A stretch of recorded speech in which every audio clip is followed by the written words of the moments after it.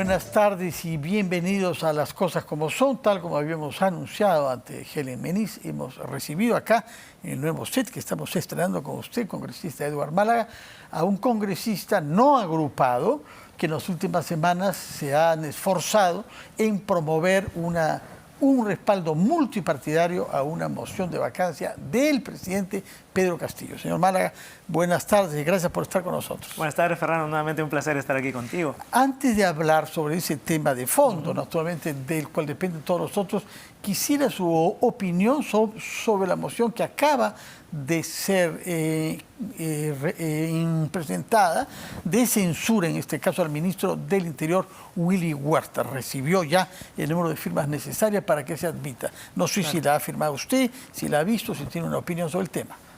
No la he firmado, no la he visto, de hecho, pero estoy completamente de acuerdo. Este es un tema que ya venimos viendo desde hace semanas y que también arrastra el ministro Huerta. O sea, no es que solamente él tiene este problema, sino todos los ministros del Interior, desde que se le empezó a investigar a Pedro Castillo, tienen ese conflicto de interés de tener que promover e impulsar las investigaciones y los operativos policiales direccionados al presidente de la República, que es su jefe. Sí. Entonces no hay manera de darle vuelta a esto. Todo ministro del Interior va a tener un conflicto en este sentido. Y la verdad es que mientras gane el presidente, porque se impone en su deseo de obstaculizar a la justicia y bueno, en fin, de encubrir, los ministros van a terminar rindiendo cuentas por ello. Y este es un caso más.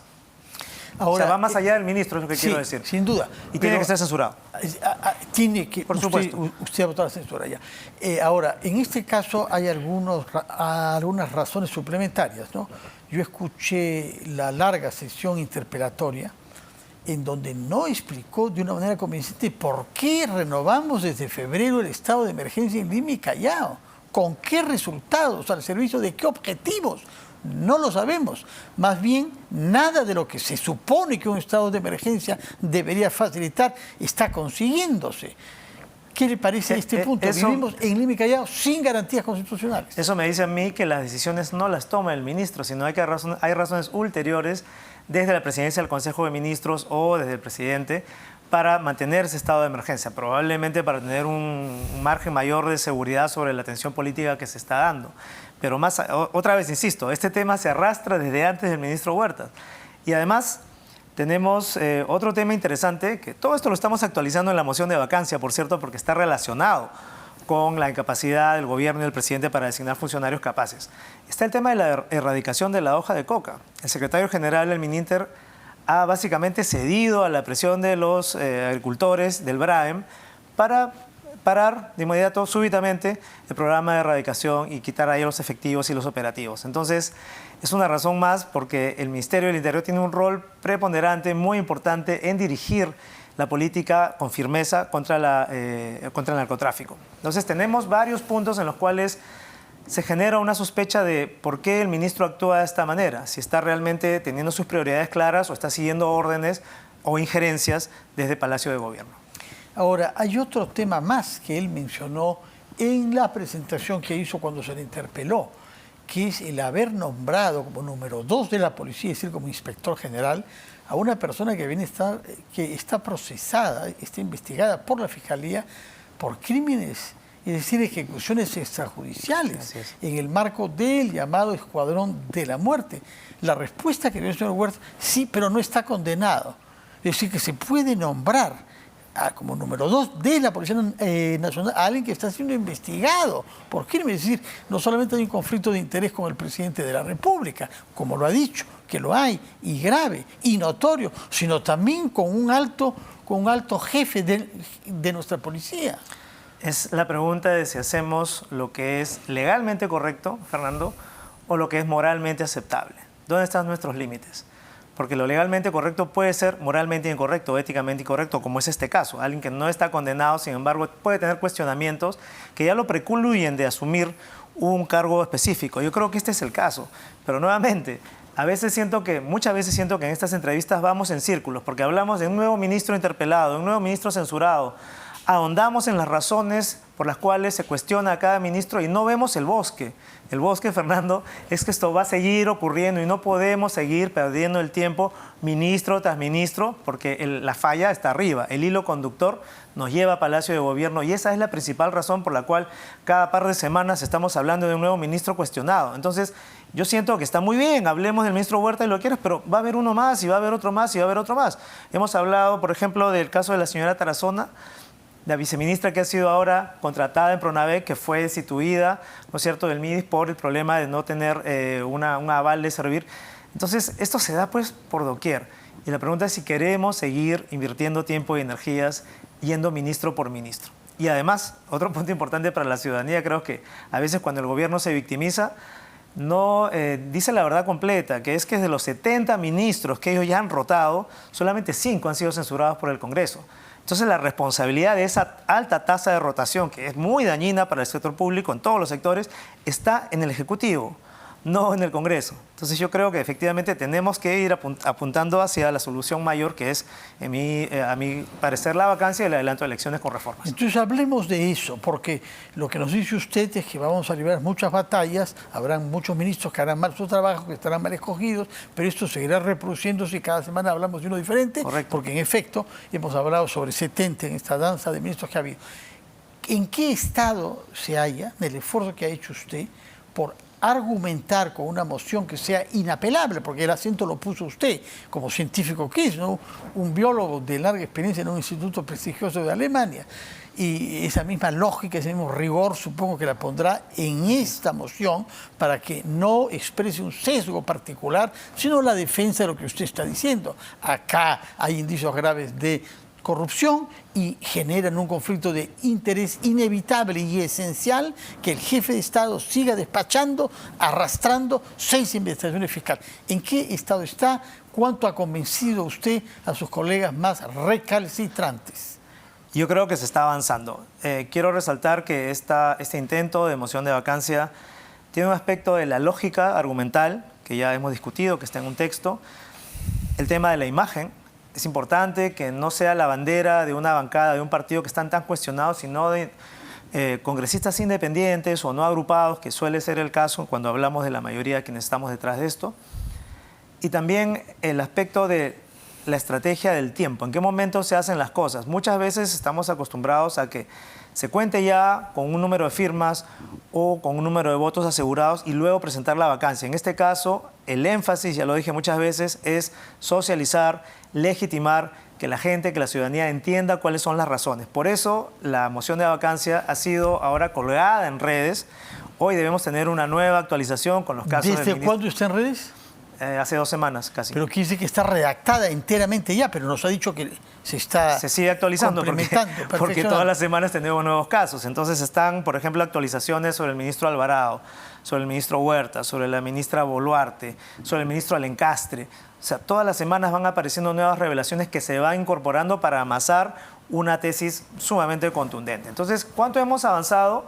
Yo creo que hemos avanzado bastante, Fernando, porque si tú preguntas a la interna en el Parlamento, ya todos los parlamentarios son conscientes de que hay una moción de vacancia que está dando vueltas, que está siendo consensuada, que está siendo trabajada. Nadie sabe cuándo se va a presentar, nadie sabe con cuántas firmas contará, pero lo importante es que ya está ahí, y está ahí lista para cuando se le requiera. Entonces, el principal mensaje es que tenemos un argumento sólido y que los votos y el apoyo va a venir dándose a medida que se comunique mejor el mensaje. Y en ese sentido ya hemos avanzado. Ya hay bancadas que sin siquiera nosotros pedirle su apoyo, si van a votar a favor, ya lo han dicho. El primer audio de APP fue sin consultarles. Fuerza Popular también sin haber una comunicación oficial. Ya nos han dicho varios congresistas de esa bancada que lo han discutido entre ellos y está claro el tema. Avanza País lo mismo, y se van sumando cada vez más congresistas de diferentes bancadas. Esto está ocurriendo sin siquiera ir a pedir los votos, Fernando. Me parece a mí algo digno de resaltar. Solamente teniendo el mensaje afuera, haciéndolo conocido y que la gente hable de esto, ya se está logrando una mayor conciencia que solamente presentando una moción de un día para otro. Pero usted también es un hombre de números, no solamente de convicciones. y se necesita, en el estado actual de la ley, que algunos quieren cambiar, pero en fin, podremos hablar de eso después, 87 votos. Así es. O sea, hace falta arañar, por decirlo así, Correcto, algunos votos en las bancadas que tienen un origen oficialista. No sabemos si lo siguen siendo o no.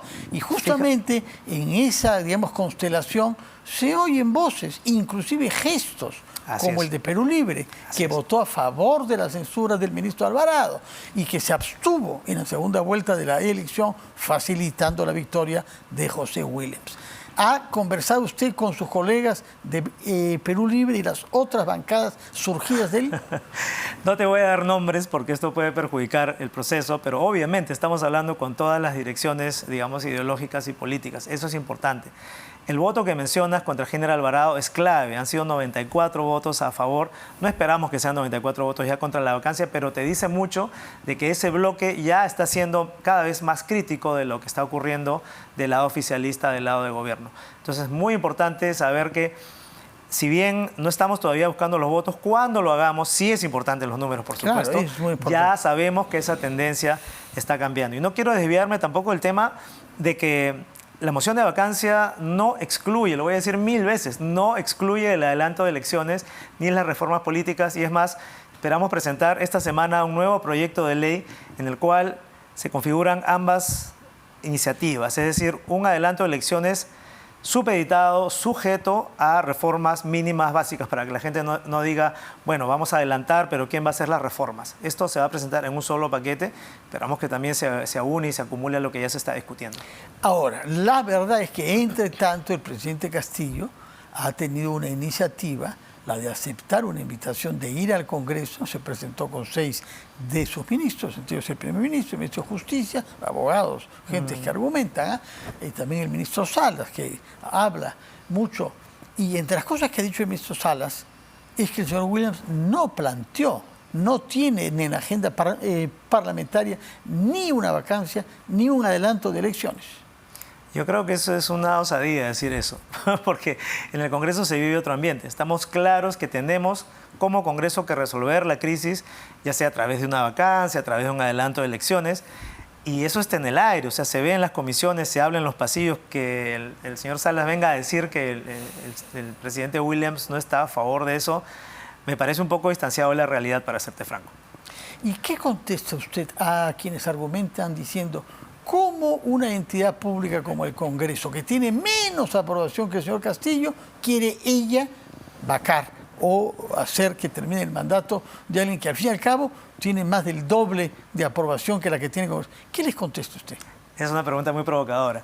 Pero efectivamente, la Constitución, Fernando, circular, la Constitución, nosotros no estamos eligiendo ser quien tenga que hacer el trabajo, pero la Constitución dice que la solución pasa por el Congreso. No hay manera alrededor de ese argumento. El Congreso es que tiene que aprobar, ya sea la moción de vacancia, o pasar al adelanto de elecciones, o convocar a un referéndum. Estas cosas tienen que darse a través del Congreso. Esa es una primera respuesta. La segunda es que sí, por supuesto, los calificativos y las críticas contra el Congreso son absolutamente válidas y legítimas. Nadie cuestiona eso. Sin embargo, voy a insistir por enésima vez que somos 130 y que de los 130 sí hay congresistas que estamos tratando de darle una salida. 128, porque hay uno que es prófugo de la justicia, Hay hay prófugo que de la recordarlo. justicia, Y hay hay otro un que acusado violador. ha sido retirado por 4 meses. O sea, hay 128, creo que los 2 que están ahora fuera de la lista. Y hay una suerte eran de a favor de la kindergarten que vacancia. aparentemente también va a ser tratado. Entonces, vamos, no podemos negar esa realidad, pero esa realidad que confrontamos es justamente la que nos dice: